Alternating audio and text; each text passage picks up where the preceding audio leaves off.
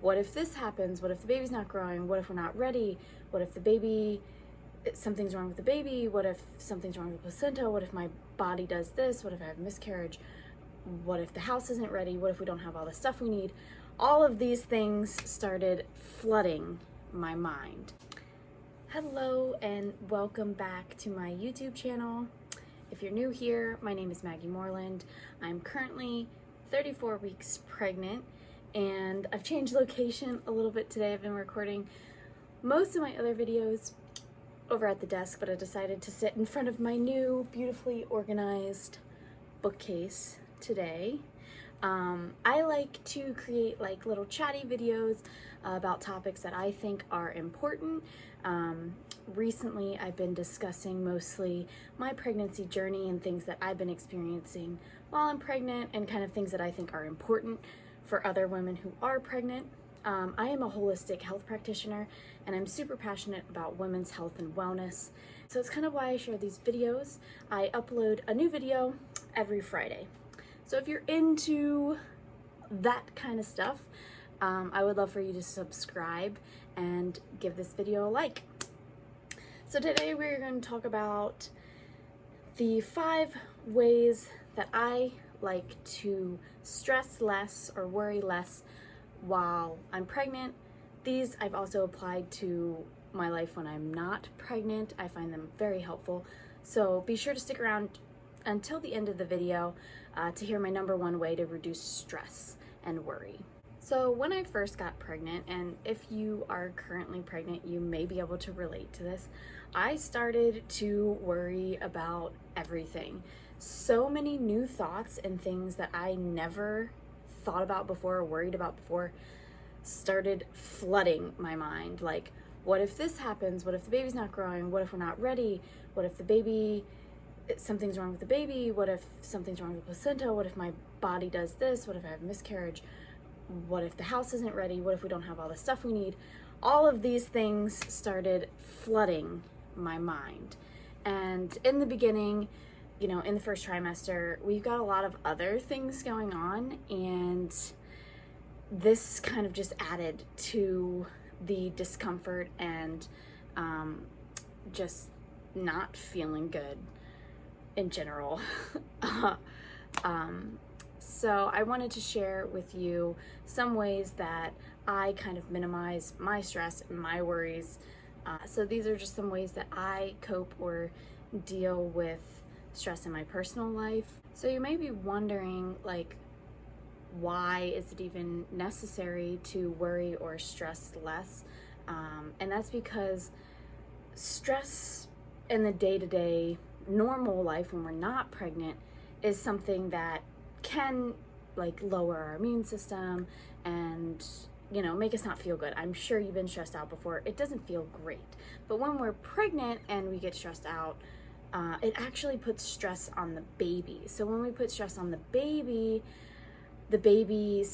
you know, if they are constantly stressed out, they'll start to get the feeling like, oh, it's not safe in here, which could lead possibly to premature birth. Not to add any more stress or worry to your life, but I feel like stress is one of the big things that if we can minimize it, we can potentially prevent like having a stress related premature birth. So it's something that I feel like we have control over, and I'm all about like doing what we have control over. So the first thing that I would say is stop Googling everything. This is something that I did a lot in my first and second trimester, and it's like I had a thought, I had a worry or something, and I would Google it.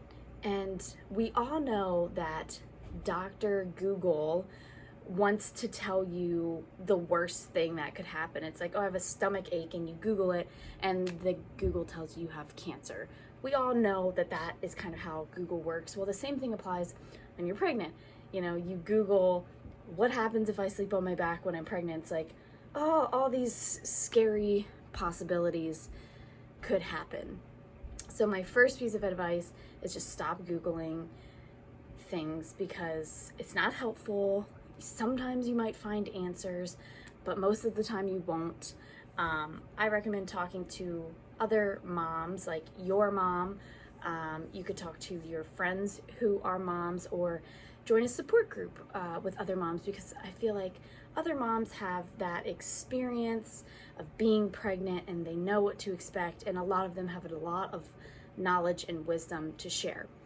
And to tie into that, my second piece of advice would be, if you have a thought or a worry, an anxiety, a stress, something in your mind, and it's just going around in circles, and you're worrying about it, you're stressing about it, get it out.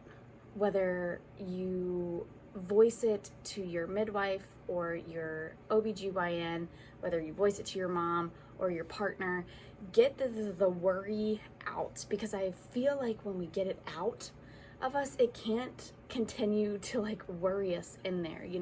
Usually when we say something, when we get something out to somebody else, there's usually a discussion there, and usually that discussion kind of eases our worry and our stress. So if there is something that you're thinking about that is causing you a lot of worry, just get it out. And this is just kind of like a little reminder, but if something is wrong, we have to keep in mind that our midwife or our OBGYN, they will tell us. This is something that I have really had to integrate into my own experience as I've been navigating being pregnant, because I do have a lot of worries. I'm not going to say that I don't have any worries. I do have a lot of worries.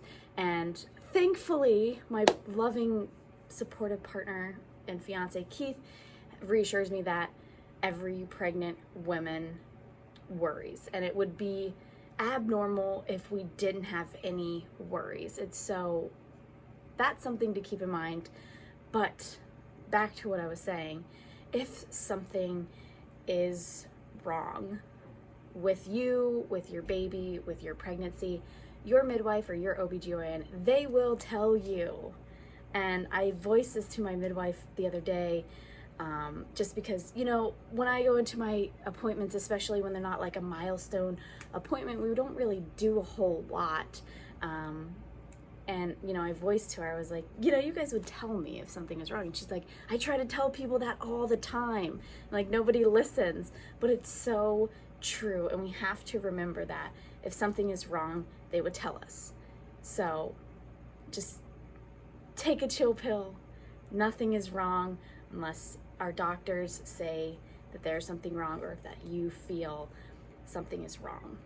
A big thing that has helped me before I got pregnant and has continued to help me while I'm pregnant is meditation and breathing. But you could add whatever your thing is to this category. So if your stress relieving activity, I guess we'll call it, is walking, then you should go for walks, because they help you relax. If yours is meditation, find a really nice meditation. There are tons of super awesome prenatal pregnancy meditations, affirmation things on YouTube, and I love watching them because they really do help me relax. You could also get a massage or go to acupuncture if that fits in your budget, but finding something that you can use as kind of an anchor to pull you back down, help you relax, and let go of your stress and worry, whatever that is for you.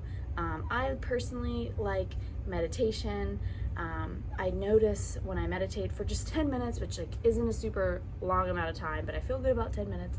When I meditate for 10 minutes, my mind and my thoughts are so much more calm. I still have worries, I still have stresses, but I'm able to recognize them as just that, just a worry, just a stress, and not let it kind of overcome me, which I guess is the goal of meditation. But yoga, actually relaxing the physical body is also really helpful when we're stressed out. And if you've made it this far, now I'm going to share with you the number one thing that I think helps minimize or reduce worry and stress, especially during pregnancy. But like I said, this could also be applied if you're not pregnant. And that is making sure that we're eating enough. Making sure we're eating enough and making sure that our blood sugar is balanced. So for me personally, when I don't eat regularly, I get hangry, I get upset. There's a difference, there's a shift in my mood when I don't eat regularly. One, that's a sign that my blood sugar is imbalanced, but I'm sure a lot of you guys probably experience something similar. And it's actually like a stress response from our body. So when we are not eating regularly, eating enough, or eating balanced meals that balance our blood sugar, our body actually will release the hormone cortisol in our body. And cortisol is a stress hormone which stresses us out. So I've noticed throughout my pregnancy, if I don't have enough food in the day, I don't sleep as well, which is a sign of higher cortisol or higher stress, and I don't feel as well. I don't have as much energy. And I've also noticed this if I eat, say, like a bunch of carbs. Like if I eat a big bowl of oatmeal with honey and cinnamon and milk, but I don't have any protein with that, I notice that my body feels a little bit jittery, a little stressed out. So for that reason, I think it's really important that we're mindful during this time to eat enough, eat balanced meals, and make sure that we're eating frequently enough so that our blood sugar doesn't drop, so that we don't get that cortisol release in our bodies. I think that is the number one thing that we can do to help minimize this stress and worry that we experience. But yeah, like I said, just a reminder that if you are stressing, if you do have all these worries running through your mind, it is 100% normal, and I personally feel like they're never going to go away completely, and I don't think it would be healthy if they went away completely. But there are things that we can do, like what I mentioned in this video, to kind of get out of the grips of those worries and stresses and have more control and acceptance and understanding of them being there. They're normal, cool, but they're not taking over my life. So thank you so much for watching this video, and I will see you next Friday.